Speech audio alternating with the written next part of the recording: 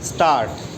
Sir, unfortunately for most of us, what is decided by the highest judicial authority in our country is that the directive principles are not as important as fundamental rights. It is most unfortunate. I do not mean any criticism against any individual sitting judge. I mean criticism from the point of view of the principle adopted to decide the cases. The directive principles are not only the duties cast upon the state, they are a sort of right available to the citizens as a whole in the country, to the society as a whole.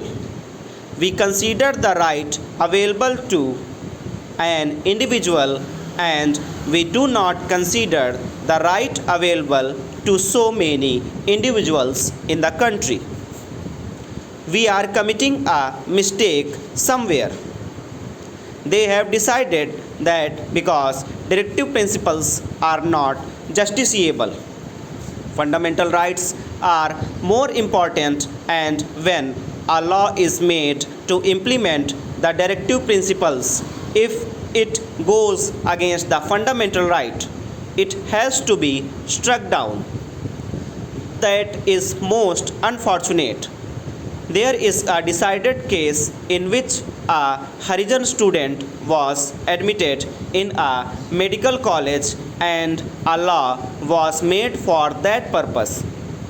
The case went to the High Court of Madras and it decided that equality before a law is not available under that act because all students should be treated equal, and so the admission was cancelled. That was most unfortunate. It is a different thing that the judgment was reversed and so many other steps were taken, and we have now in our country students from scheduled castes and tribes getting admission to medical colleges on priority. It is all there, but that is a different thing. Only a few days back in this house itself, I do not mean any disrespect to the honorable members who pleaded the cause in the most beautiful, most effective manner. What have we decided? There was a law brought before this house which said that in order to protect the skull and brain of an individual, he should wear helmet. Then, because of the prevailing religious and other social circumstances, certain citizens were given exemption from this.